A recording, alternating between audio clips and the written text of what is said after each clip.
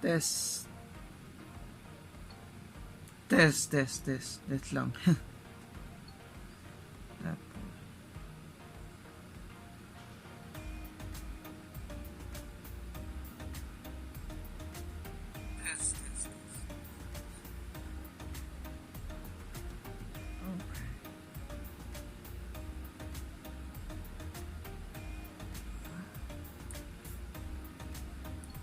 Test. Test mic. Test. Ayan.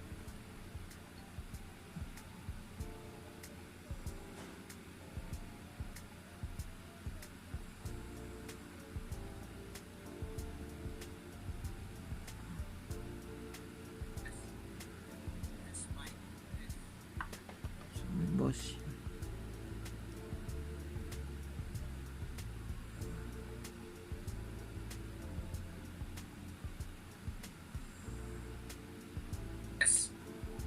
Test mic. Test. So, okay yung sounds na. Okay na yung sounds. Saka, okay na yung camera.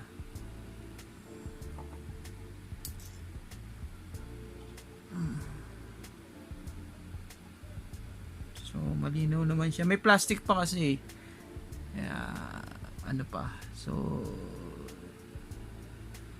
double test na lang natin yung sa mabagal lang magbasa. Siguro ganito talaga to. So may signal na, makikita nyo. May signal na ng sun. May signal na. So wifi, test natin wifi.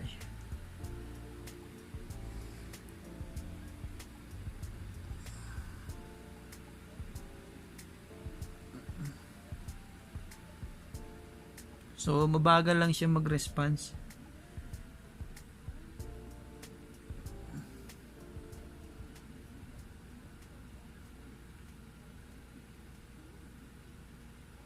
Ito yung kaninang tinis natin eh. Discard.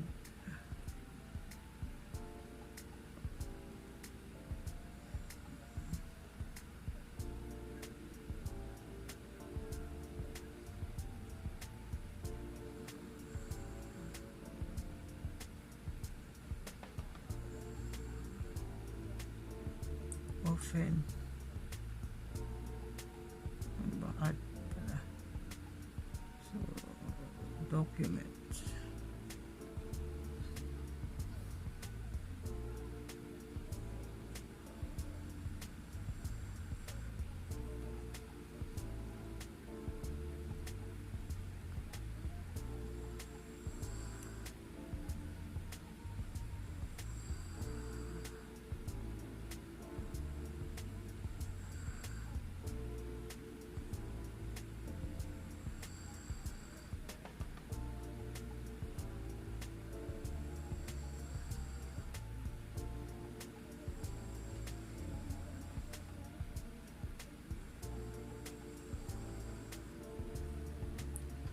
So, okay naman siya.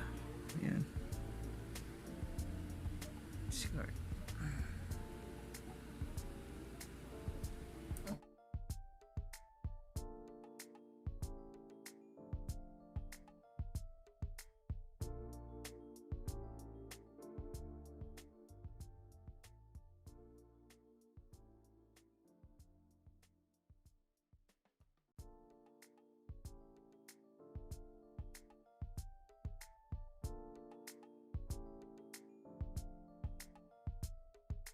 So, good day. Natapos na natin i-replace nung LCD niya. At nabili yung LCD nung may-ari sa Shopee. So, check nyo na lang sa Shopee. Marami naman doon na bibenta ng maganda reviews.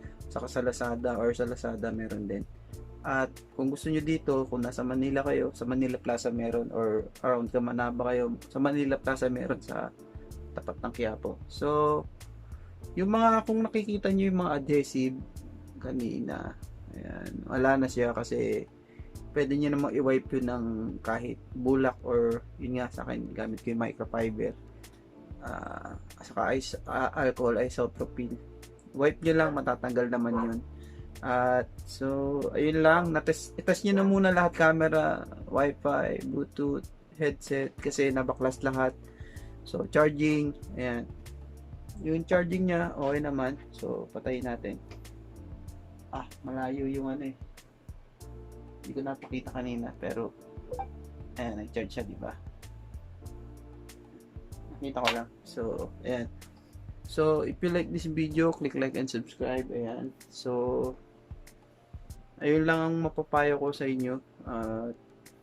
Yung adhesive niya kulay black yung meron ako available dito, at black rin naman kasi nakalagay dito, although yung original niyang adhesive is ano, dito lang nakalagay kasi yung kapag to yung frame nasa frame yung adhesive niya, kaso wala na dahil ano na, kumapit na dun sa mismong LCD nung nasira siya.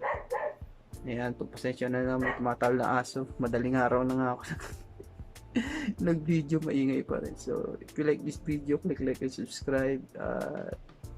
Follow me sa Facebook page ko na DIY Pinas. So ingat sa COVID.